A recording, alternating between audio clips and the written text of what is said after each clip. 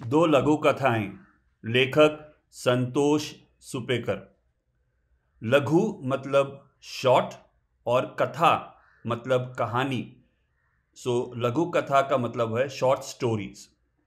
उसमें पहली कहानी है अर्जी।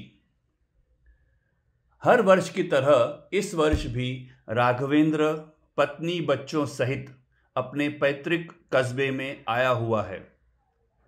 पैतृक मतलब पुरखों का या बाप दादा का, और कस्बा मतलब छोटा शहर या टाउन। नौकरी से छुट्टियां न मिल पाने की मजबूरी के चलते वह चाहकर भी हफ्ता 10 दिन से ज़्यादा यहाँ नहीं रुक पाता है। लेकिन उसकी इच्छा रहती है कि अम्मा बाबूजी पूरे साल नहीं तो साल में 2-3 महीने तो उसके साथ मुंबई में ज़रूर रहे। बच्चों को संयुक्त परिवार मिले, दादा दादी का भरपूर प्यार मिले। संयुक्त परिवार मतलब जॉइंट फैमिली। अनीता, उसकी पत्नी, भी यही चाहती है। यही सोचकर उन्होंने 5 कमरों का फ्लैट खरीदा है। पर न जाने क्यों अम्मा बाबूजी वहां बहुत कम जाते हैं। साल में एक आध बार, वह भी चंद दिनों के लिए। बाबूजी, आप और अम्मा 4-6 दिनों के लिए नहीं, 4-6 महीनों के लिए आया कीजिए। इतनी जल्दी लौट जाते हैं तो मन कचोटने सा लगता है। मन कचोटना मतलब मन को तकलीफ होना। उसने पिछली बार उनसे जब यह कहा तो वे बोले थे, बेटा, मैं कितनी बार कहूं तुझसे कि वह छोटा सा कस्बा ही हमारी जन्म और कर्म भूमि रहा है। कर्म भूमि मतलब किसी के काम करने का स्थान। हमें वहां के अलावा और कहीं ज्यादा अच्छा नहीं लगता। महानगर के तेरे इस बड़े से फ्लैट में हम 4-8 दिनों से ज्यादा नहीं रह सकते। आज शाम वह बचपन के अपने कमरे में घुसा, लाइट ऑन की और कोने में रखे बक्से की ओर बढ़ गया। उसके बचपन का साथी, उसका प्यार, लकड़ी का बड़ा सा बक्सा। वह जब भी यहां आता है एक बार इस बक्से को जरूर खोलकर देखता है। सहज उत्सुकतावश उसने उसे खोला। उत्सुकता मतलब जानने की इच्छा।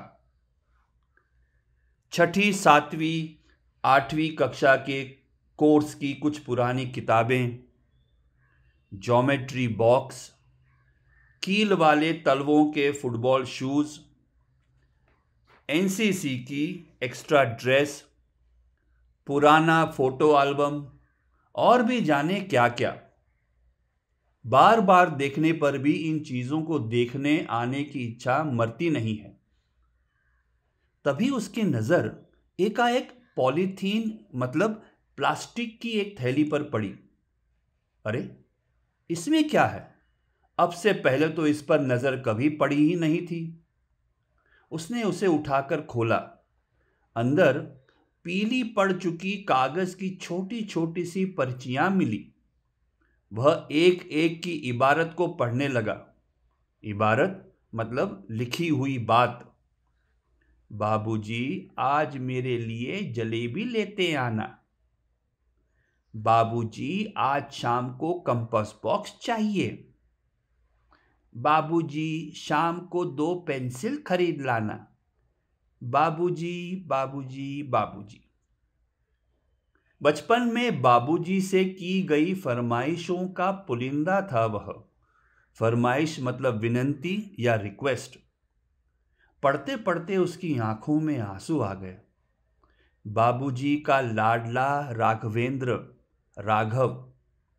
कोई भी वस्तु चाहिए होती तो वह मुंह से नहीं कह पाता था। बस इच्छित वस्तु की पर्ची बनाकर बाबूजी के जेब में डाल देता था। और ऐसा कभी हुआ नहीं कि बाबूजी उसकी मांगी हुई वस्तु लाना भूल गए हो या उसकी इच्छा पूरी न की हो। सोच में डूबे राघवेंद्र की आंसू भरी आंखों में एकाएक चमक आ गई। पर्चियों को पॉलीथीन की थैली में रखकर उसने बक्से को बंद कर दिया। झटपट कागज की एक पर्ची बनाई और उस पर लिखा, बाबूजी, मैं दिल से चाहता हूं कि आप और अम्मा मेरे साथ चलकर मुंबई में रहे, हर साल कम से कम 2-3 महीनों के लिए। आपको कोई तकलीफ नहीं होगी। आपका राघव। बाबूजी के कुर्ते की जेब में उस पर्ची को डालते हुए उसके हाथ अतिरिक्त रोमांच मतलब खुशी से कांप रहे थे, पर मन आश्वस्त था। मतलब मन को भरोसा था कि उसकी यह अर्जी खारिज मतलब अस्वीकार नहीं होगी।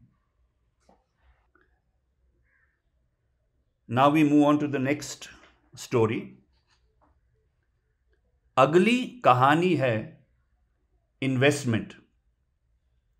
वो यार सुरेश, अशोक ने अपने पारिवारिक मित्र से बड़े अचरज मतलब आश्चर्य या सरप्राइज से पूछा, मैं हमेशा देखता हूं तुम अपनी सौतेली माँ की दिन रात सेवा करते रहते हो, लेकिन वह तुम्हें हमेशा बुरा भला ही कहती है। बड़ी अजीब बात है। हमारे तो बस का काम नहीं है इतना सुनना, और तुम कैसे कर लेते हो इतना सब्र? सब्र मतलब सहन करना, टू कीप पेशेंस। करना पड़ता है भाई, सुरेश ने फीकी मुस्कान से कहा। इन्वेस्टमेंट सेंटर चलाता हूं ना, बाहर पैसे का इन्वेस्टमेंट करवाता हूं और घर में संस्कारों का इन्वेस्टमेंट कर रहा हूं। इन्वेस्टमेंट मतलब किसी चीज में पैसे लगाना, और संस्कारों का इन्वेस्टमेंट वह कैसे? बचपन में मैंने परिजनों मतलब परिवार के सदस्यों को बुजुर्गों की सेवा करते देखा। इसी भाव का इन्वेस्टमेंट अब अपने बच्चों में कर रहा हूं।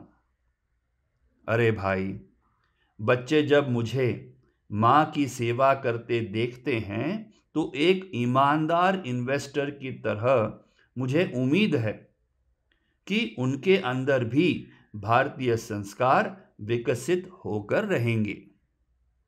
धन्यवाद।